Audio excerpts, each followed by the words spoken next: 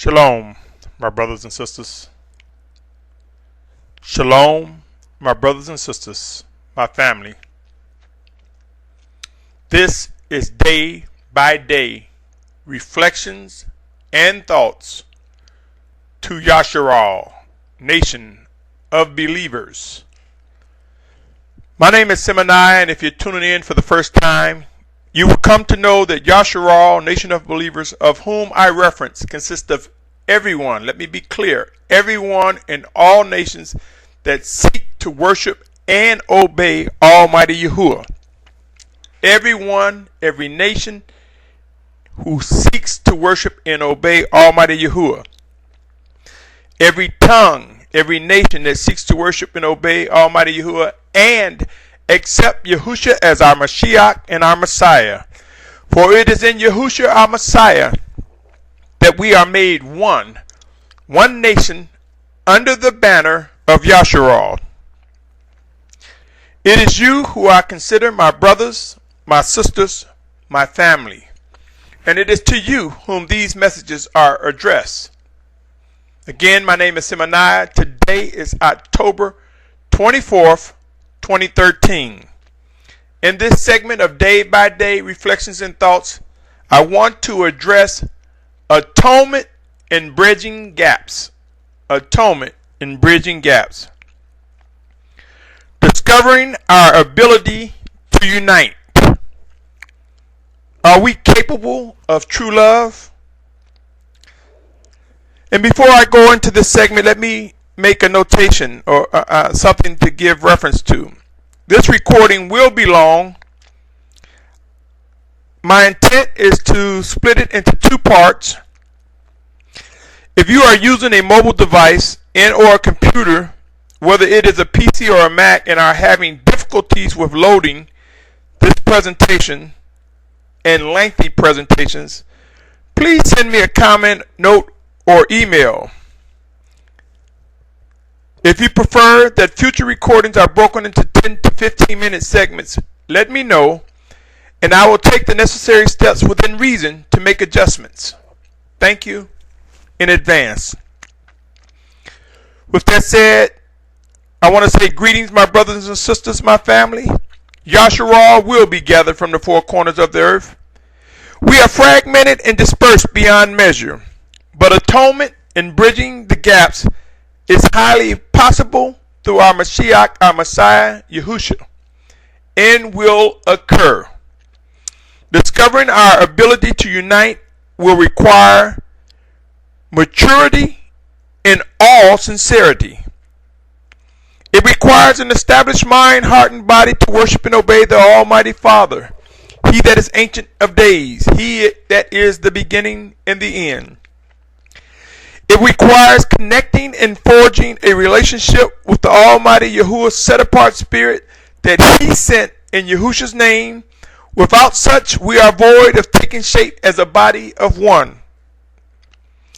It's time to realize preparations have begun for the greatest marriage ever known, the marriage of the Lamb of Almighty Yahuwah.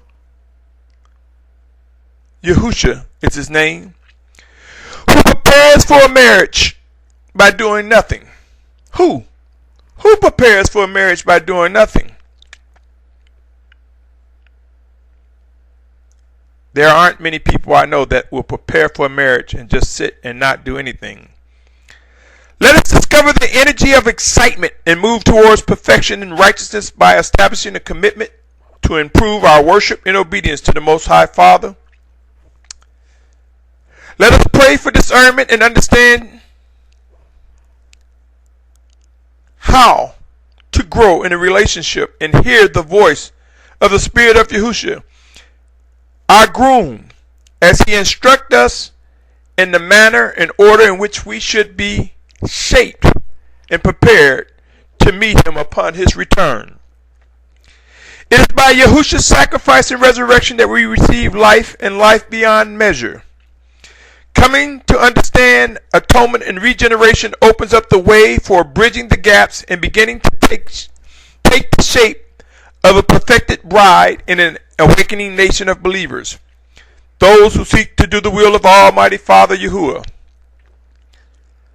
Let us examine pieces and possibly explore the mending process for working towards unity. Are we prepared to love one another? Are we prepared to forgive? Are we prepared to be humbled? Are we prepared to be molded and shaped according to the specs of the Almighty Father Yahuwah as the bride of Yahusha? Will scars and bruised eagles be our demise?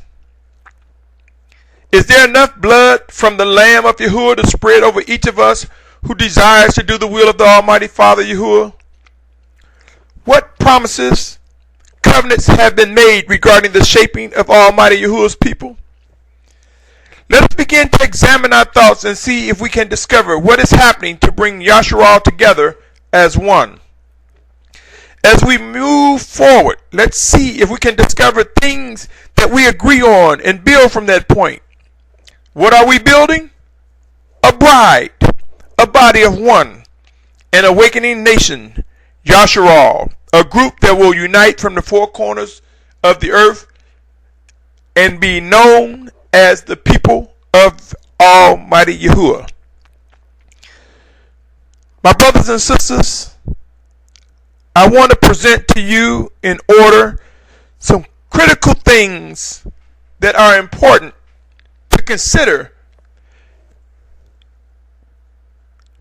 and realizing the full atonement process that will aid in bridging the gaps that keep us fragmented. With that in mind, let's start out. First, we need to be able to identify who is Yashar'al. And it begins with the one in the mirror. So let us look at the different identities or faces, the many faces of Yashar'al that are fragmented. Beginning with the one in the mirror, we have silos.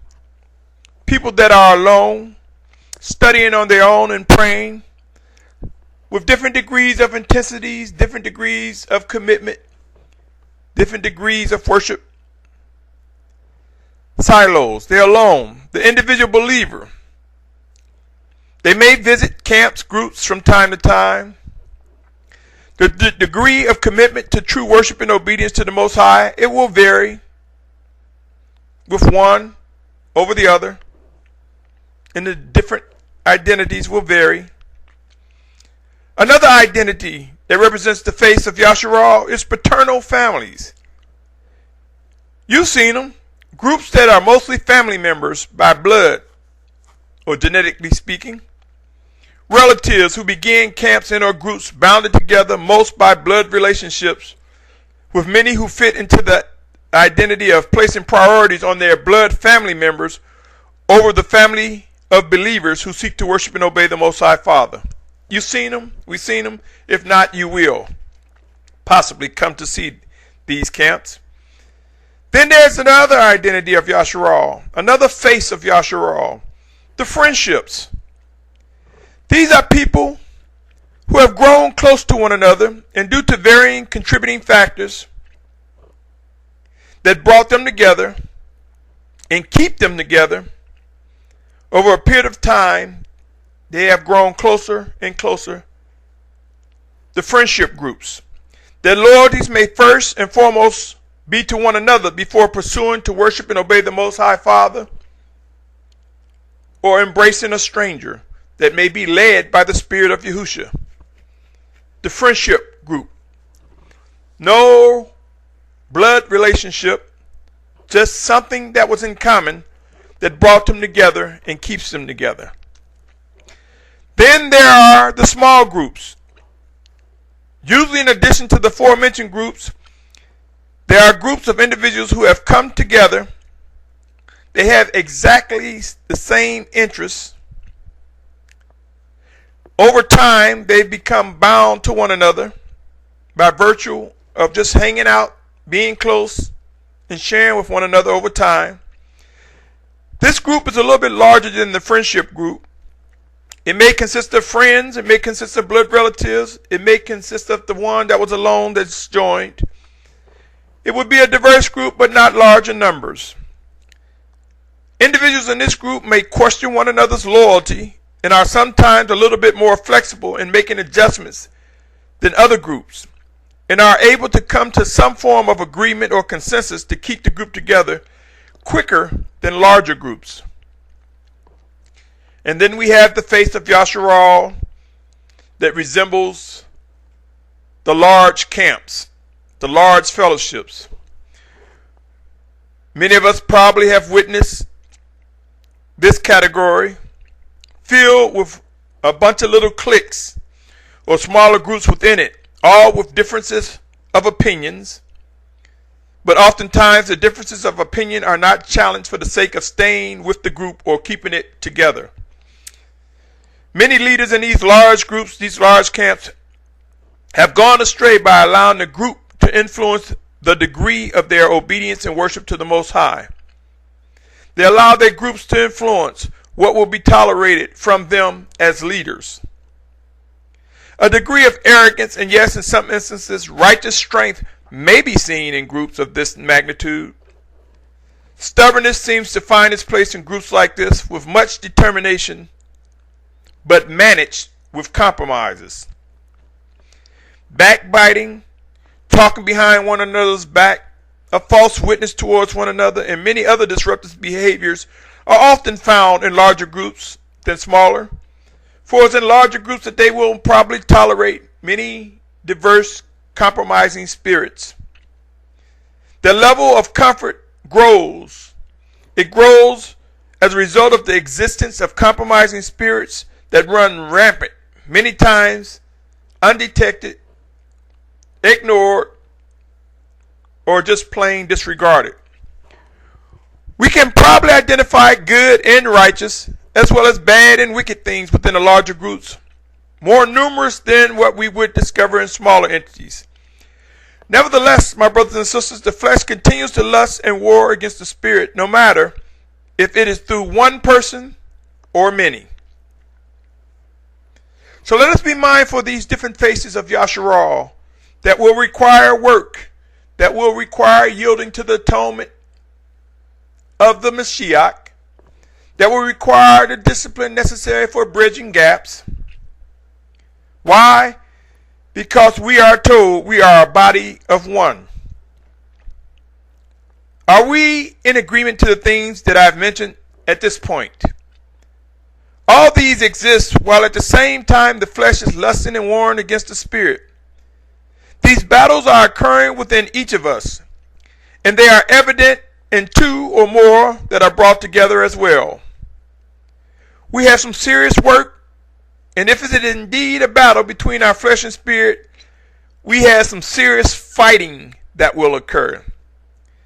Many of us have probably never realized that we are a walking battlefield, and this battlefield is enlarged with the size of any group we embrace. This is one of the main reasons we are told that judgment begins at the house of Elohim first. For we must look in the mirror, we must seek this guidance in obedience and instruction to remove the mote out of our own eyes, that we may see clearly.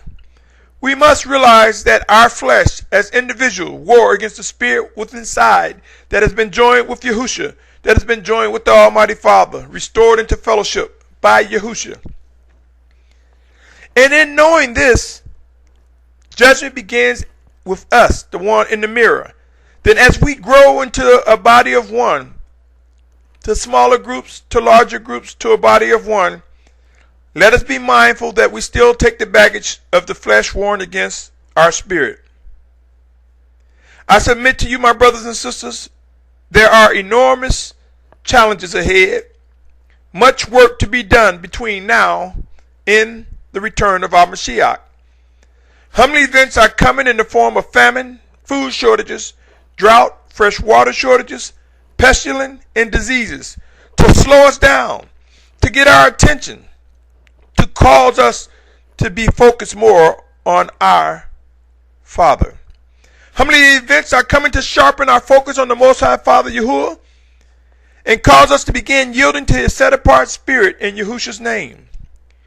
Yes, we have work to do. as a body of one, battles to fight, wars to win. Through discernment and understanding, each of us will come to know the tasks assigned to us individually and collectively.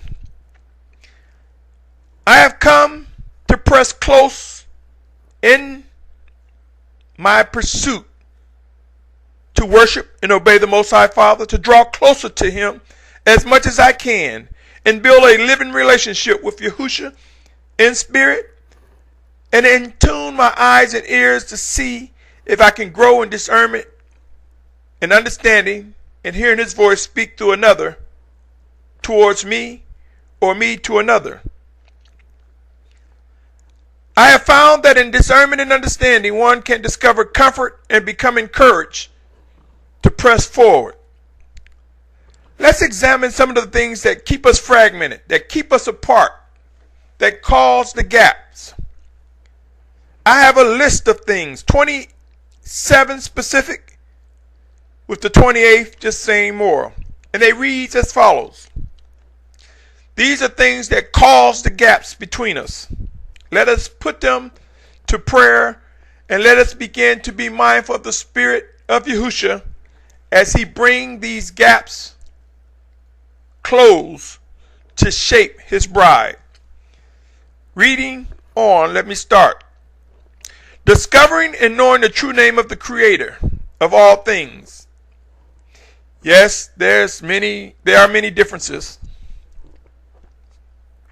on how we pronounce His name, knowing His true name. The battle of accepting or believing that a Mashiach, a Messiah, exists, that is the Almighty's Word made flesh. Some believe His Word was made flesh, some do not. But in their heart, they pursue after righteousness. Maybe in their hearts, they are indeed our brothers and sisters. They just have not grown to the point of understanding what it is that has happened to them that is stirring within their spirit. The conflict about the structure of man in our relationship with the Almighty One as we walk this journey. Identifying what book is most accurate for shaping our walk.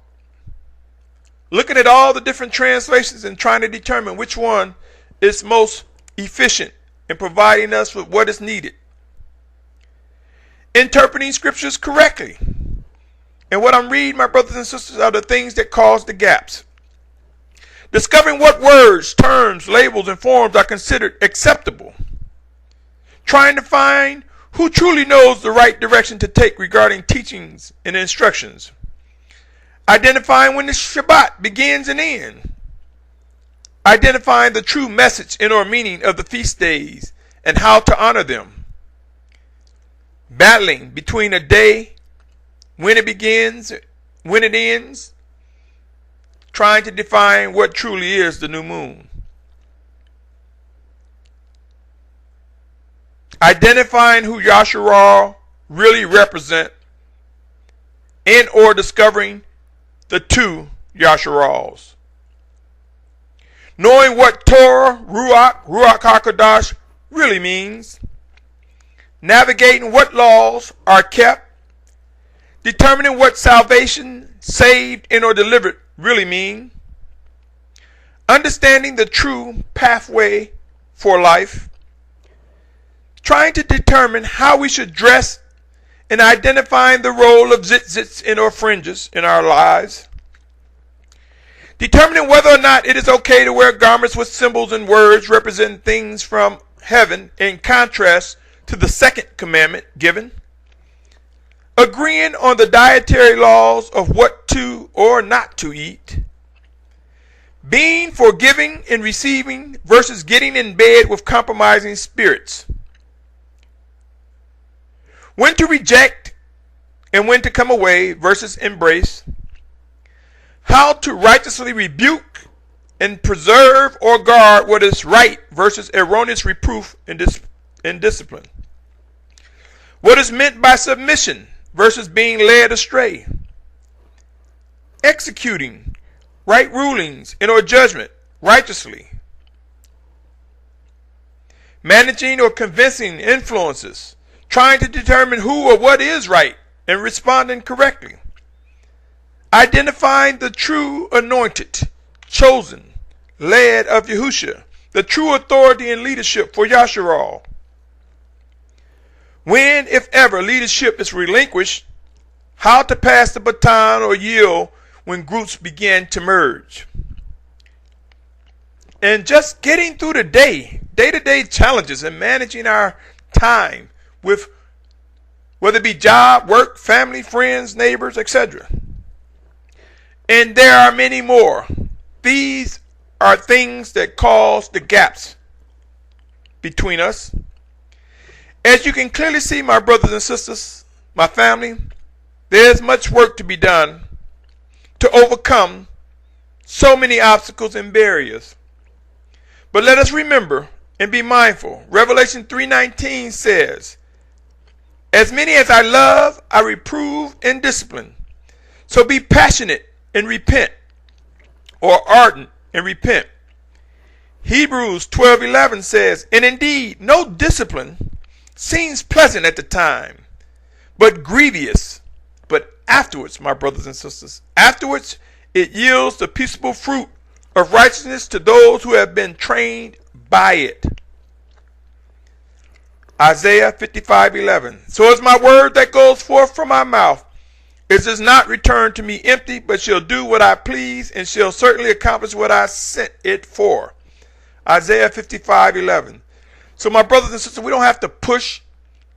We don't have to fight. We don't have to raise our emotions trying to get someone to hear our words.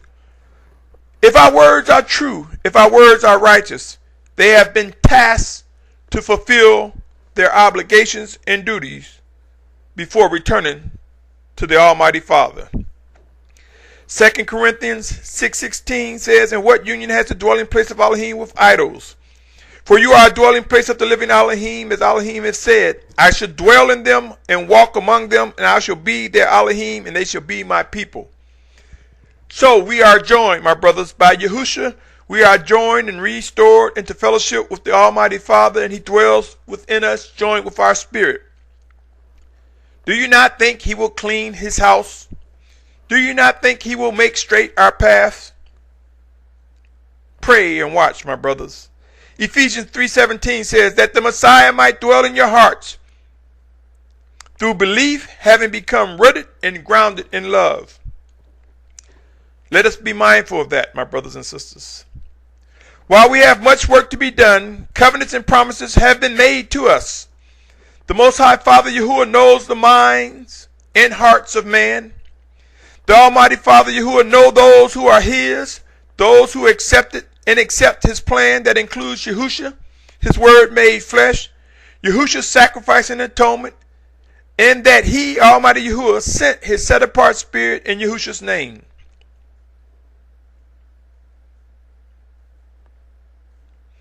Knowing these things establish expectations that life is achievable through pursuit of worship and obedience to the Almighty Father Yahuwah. Knowing that our Almighty Father Yahuwah through Yahushua will refine us and perfect us, it will and should be some degree of a lightened burden. We will come to realize that the burden is indeed light when we lean on Him, trust in Him, trust in His guidance, His words, trust Him to order our footsteps. Yes, my brothers and sisters, as we can probably see, there are monumental challenges for bridging the gap. The value of true atonement will come to be appreciated in the coming days. There are and will be many mistakes made along this journey. These mistakes will require atonement, recognizing an atonement in order to press forward from disappointments, from anger, from depression, from mistakes that can only be healed by the regenerating power of life provided by Yahushua's atonement, His shedded blood, and the regeneration that we receive by His resurrection and through His set-apart spirit. Remember Matthew 11:30 says, "For my yoke is gentle and my burden is light." Let us trust these words. 1 Corinthians 10:13 says, no trial has overtaken you except such as is common to man. And Elohim is trustworthy, who shall not allow you to be tried beyond what you are able to bear, but with the trial shall also make the way for escape, enabling you to bear it. I pray that we are able to see with more detail our condition, my brothers and sisters. I pray that we are able to see the need to press urgently into the bosom of our Mashiach, our Messiah, establish and build a connection with the Almighty Father Yahuwah through a set-apart spirit, Yahusha. The challenge is no doubt huge, extremely large from our vantage point, but to our relief, in knowing that we serve and pursue an almighty creator who has established a plan for us to have fellowship with him, there is no task too large. There should be no doubt the Almighty Father Yahuwah loves us, that he sacrificed his son for us. There should be no question regarding the love Yahusha has for us. Let us move into the subject of love. Love. We are to be set apart in order that love can be seen. If we are divided, how are we able to allow the pieces of a puzzle to be seen to those who hunger or thirst after righteousness? Would a husband allow anyone around his wife without regards to her protection, safety, in their relationship? Would a wife, Anasha, allow any type of individuals around her husband? Remember, seducing spirits do exist. Remember, our flesh war against the spirit. Remember, we are to guard the righteousness of the Most High. I want to spend some time reading 1 Corinthians 13 chapter, which speaks on love. 13th chapter, verse 1 through 13 reads as follows. If I speak with tongues of men and of messengers, but do not have love, I have become as sounding brass or clanging cymbal. And if I have prophecy and know all secrets and all knowledge, and if I have all belief so as to remove mountains but do not have love, I am none at all. And if I give out all my possession to feed the poor, and if I give my body to be burned but do not have love, I am not profited at all. Love is patient, is kind. Love does not envy. Love does not boast, is not puffed up, does not behave indecently, does not seek its own, is not provoked, reckons not the evil, does not rejoice over the unrighteousness, but rejoices in truth. It covers all, believes all, expects all, endures all.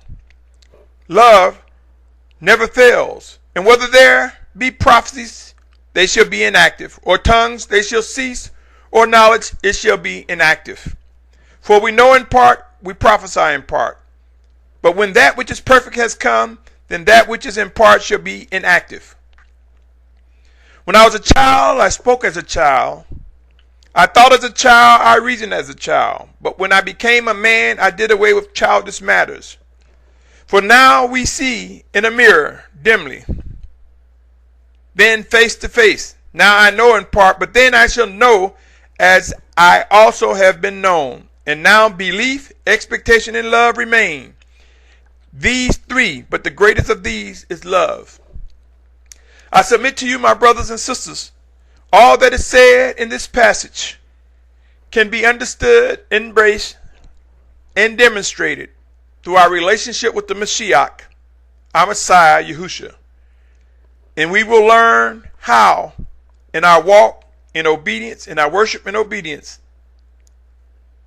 how to see, recognize, and live the life of love that is echoed in this chapter. Are we ready to hold hands and hug one another? Are we ready to walk side by side as a body of one? Can you love me? Can you love me? Can I you? Can we love one another? For in doing so, we will demonstrate the power of atonement, and what is necessary towards bridging the gaps.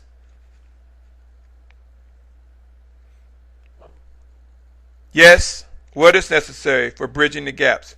Are we developing an attraction for one another? Do we, or can we, at the very least, begin to show some interest in one another?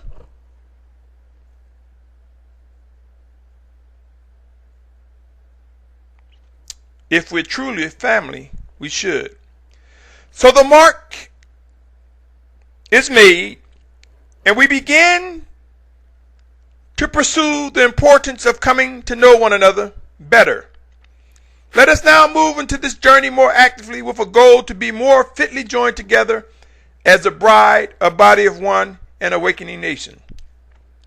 We understand that we must love one another first and foremost. And I submit to you again, it begins with the one in the mirror. We must love ourselves.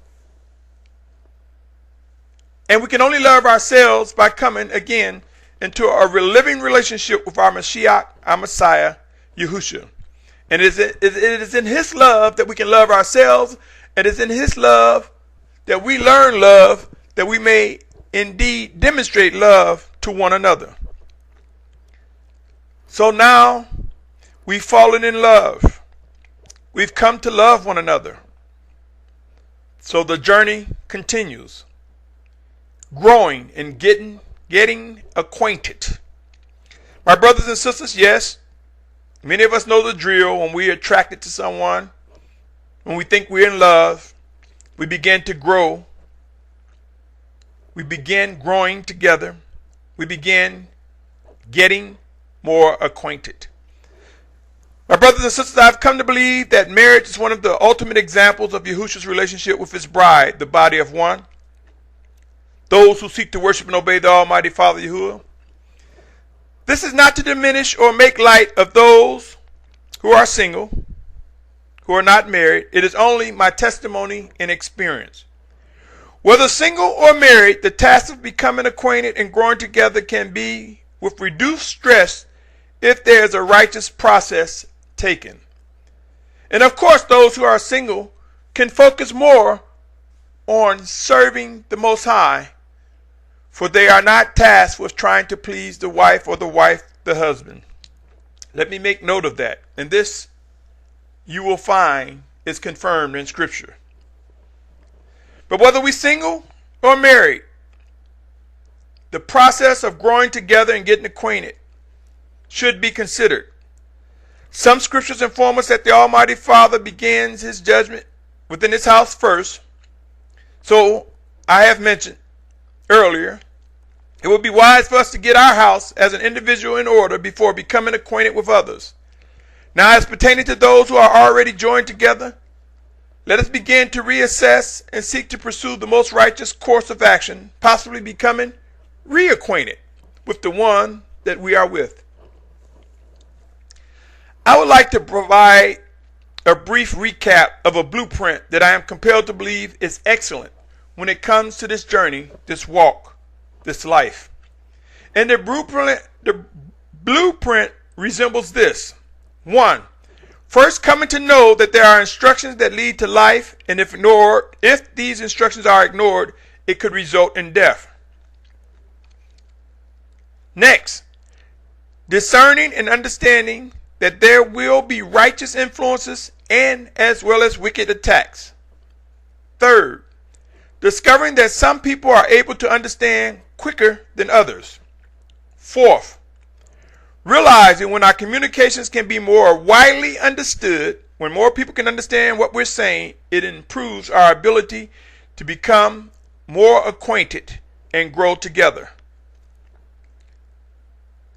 Learning how to get on the same page in our communications and improve our talks daily. 6. Being able to forgive and press forward. Acknowledge the atoning power of the Mashiach and what it takes to get beyond the division, to realize what is necessary to bridge the gaps in or minimize the existence of such. 7. never forgetting our structure, our personal relationship with the Mashiach Messiah and how he treats us, and daily remembering and communicating with him who is able to keep us in perfect shalom or peace. My brothers and sisters, I have no doubt that this is an excellent blueprint for our personal walk, as well as our existence among one another, as well as in the midst of others. Believe it or not, this blueprint exists in Scripture, but is hidden from many faces for various reasons. If you examine what I believe are the 7 feast days, feast times, using these labels with much prayer, one just might discover that they confirm the existence of an excellent blueprint. And these are the labels that point to the blueprint. Number 1, Passover.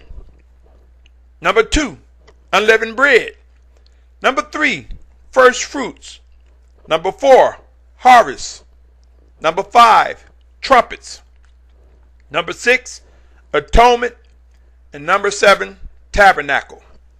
I have mentioned how I believe these have within them a life that echoes the blueprint of one who is rooted and committed and walking with a sense of focus in worship and obedience to the Most High Father. Take a look at these labels and ask yourself, can they provide confirmation to the blueprint I described? Pray, and if necessary, rewind and listen again. Are you able to discern and see that this blueprint is possible? Only you will know between you and the Most High and whomever is designated to receive revelation of such. Moving forward, I pray that the Spirit of Yahushua make alive these words to you. My brothers and sisters, I am compelled to believe if we have a solid foundation, beginning with our decision to worship and obey the Almighty Father Yahuwah, and accept the set-apart Spirit sent in Yahushua's name. Now let me pause for a minute. Let me say this, for I do mention often the Spirit of Yahushua. I want those of you who are listening, possibly for the first time, to be aware that I believe with all my mind, body, and soul that the Almighty Father, Yahuwah's Word, was made flesh, manifest in the flesh, sacrificed, and resurrected. And I believe that Yahushua is indeed my Mashiach, my Messiah, and that no man can come unto the Father except through him. Okay, moving back to having a good foundation. If we have a solid foundation in our commitment and worship, a good blueprint for going forward could prove valuable in growing and getting acquainted. How many of us have ever pursued a relationship with another? How many of us have ever been aggressive, overeager, very excited in our pursuit of another? I submit to you, my brothers and sisters, when we ask questions and get into a person's business, so to speak, which is possible, by asking questions and getting into one another's business, we will probably become more comfortable with that individual. Our guards will probably be let down, and we will probably exhibit a little bit more honesty and comfort. Yes, there are the deceivers, but make no mistake, the discerning power of Yahushua will uncover and reveal those. If you agree, let's continue. I'm compelled to believe, my brothers and sisters, we are, as I have mentioned often, in the last days. Yes, end times have begun. If you are in agreement, can I say that it is safe to believe we do not have much time before the return of our Mashiach, our Messiah, Yahushua? If we are in agreement, I want to encourage each and every one of us to step up our pursuit of righteousness. Step up, improve, seek to improve in our worship and obedience towards He that is Aleph Tav, the beginning and the end. The sense of urgency tends to elude us or be distanced from our day-to-day routine. Soon and very soon we will begin, if not already, encounter a sense of urgency in identifying our purpose and assigned tasks by the Spirit of the Most High. Soon and very soon many will be shaken and discover abrupt challenges that will require hard decisions, tough choices being made regarding this journey. If you are able to agree that such challenges are emerging, let us begin to ask questions of one another. Let us begin to ask many questions and discern what is true in order to become more acquainted, in order to grow together. Growing and getting acquainted can happen gradually and have in past times. But I submit to you, my brothers and sisters, as end times draw even closer, it will be wise for us to identify righteous processes for growing and getting acquainted at a more rapid pace. This can occur by yielding to the living guidance of the Spirit of Yahushua. Pray and watch. The pressure is on and will intensify for us to be able to discern and understand and respond with precision and accuracy. Pray and watch. The time is now. These words will prove to be true, my brothers and sisters. Let us consider our foundation. I invite you to also strongly consider identifying wise processes for coming closer together. Also, I pray that we can come to discern the value in the blueprint that was shared. It can be a good tool in growing in discernment and understanding, as well as a productive tool for growing and getting acquainted. As we press forward in order to build our relationship and establish expectations for maintaining fellowship, it will be wise to come to grips that there should be some guidelines set. In other words, for two or more people to grow together righteously, there must be some rules established. Now, before I continue, I want you to know I have not forgotten the title of this segment. Remember, it is Atonement and Bridging the Gap. Keep in mind, a solid house is built by many details being followed in order to have a quality end result. So, my brothers, I'm going to conclude part one, bringing part one. But let me do a brief recap.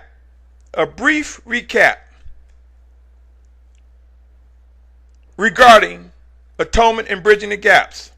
We must understand the many faces of Yashar'al, the different identities, being alone, paternal families, friendships, small groups, camps, and fellowships. We must come to understand that the many faces of Yashar'al will come together and represent a body of one.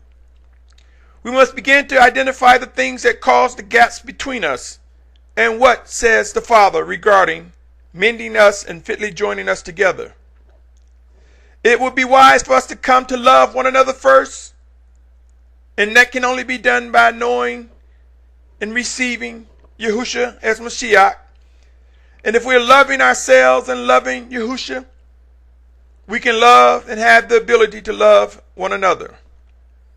And in falling in love, we are motivated to grow. So growing and getting acquainted becomes the next task. And in growing and getting acquainted, I will begin in the next segment. There will be rules and instructions, guidelines, so to speak. Thank you for your patience, my brothers and sisters. Stay tuned for part two. Until the next part, my brothers, my sisters, my family, pray on these words. Until next time. And I pray that you're able to tune in to part two. Until next time, shalom, shalom, shalom.